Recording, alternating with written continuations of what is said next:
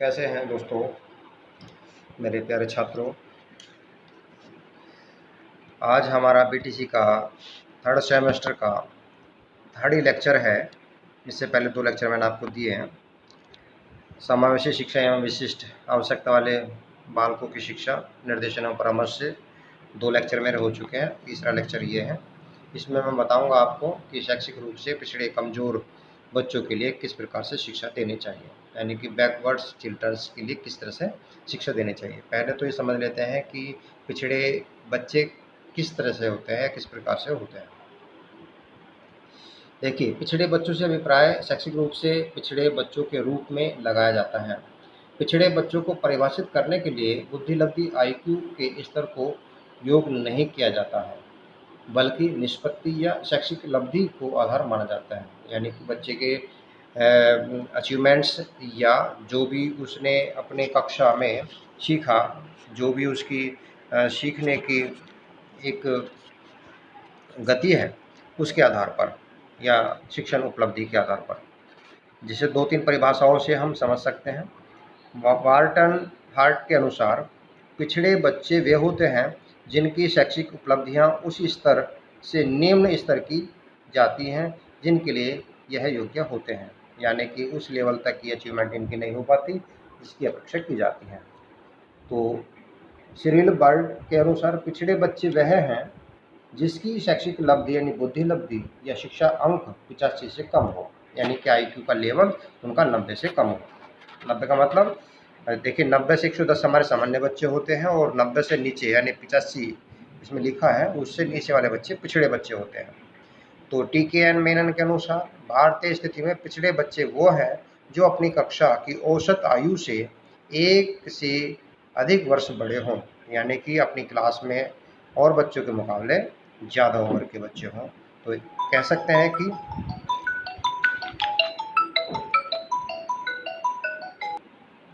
देखिए, TK मेनन के अनुसार बच्चे 2 प्रकार के हो सकते हैं, सामान्य पिछड़ापन और विशिष्ट पिछड़ापन।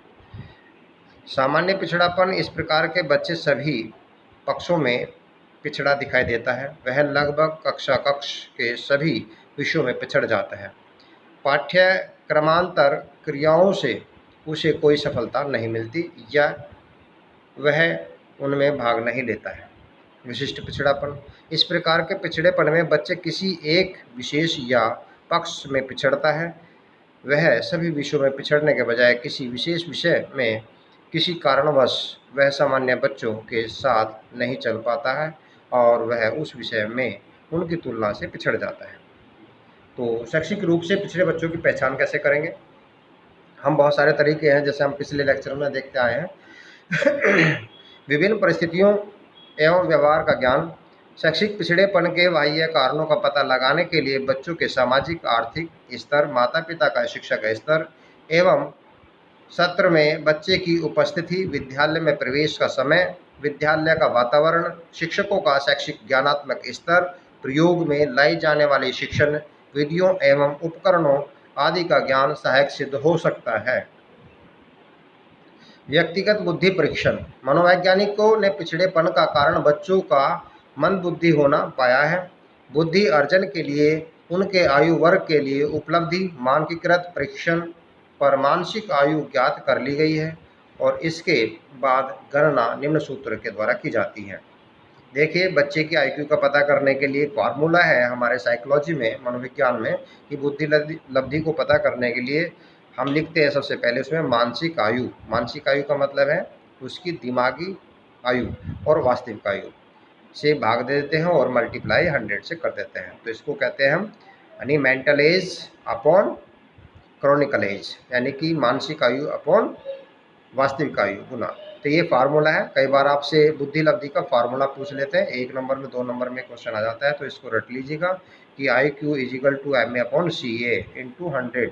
IQ मतलब इंटेलिजेंस कोशेंट अपॉन और = MA अपॉन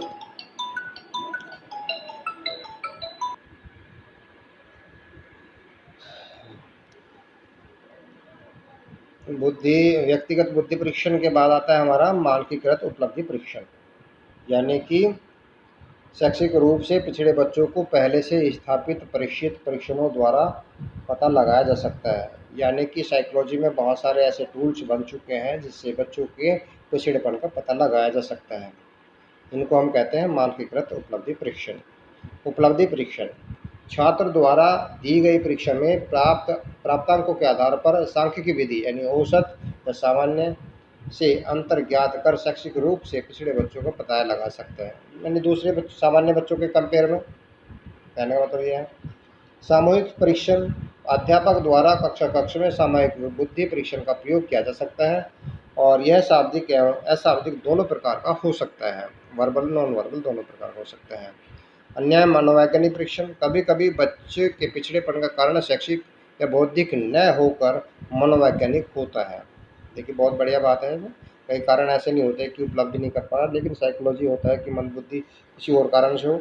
जैसे बच्चे का कक्षा और घर में कुसमायोजन, प्रेरणा व प्रोत्साहन का अभाव, शिक्षा या विशेष विषय की अज्ञानता, प्रतिकूल अभिवृद्धि, सामूहिक व सामाजिक कुसमायोजन, मानसिक द्वंद्व, दुश्चिंता आदि का पता लगाने के लिए साक्षात्कार, माता पिता से विचार विमर्श आदि तकनीकों के द्वारा प्रयोग का अध्ययन किया जा सकता है। इससे सीधे स्पष्ट होता है कि जरूर नहीं है कि बच्चे सिर्फ बौद्धिक स्तर पर ही कमज़ोर हों, उनके पीछे अन्य और कारण हो सकते हैं। उनके फैमिली वालों से पता किया जा सकता है, उनके परिवार वालों से उनका साक्षात्कार करके पता कर सकते हैं कि वो किस कारण से है। हो सकता है उसमें मोटिवेशन की कमी हो, यानी प्रेरणा की कमी हो, या किसी प्रकार की दुश्चिंता उसको सताती हो, या कोई मानसिक द्वंद्व उसके अंदर चलता हो, या उसे विषय का ही ज्ञान ना हो।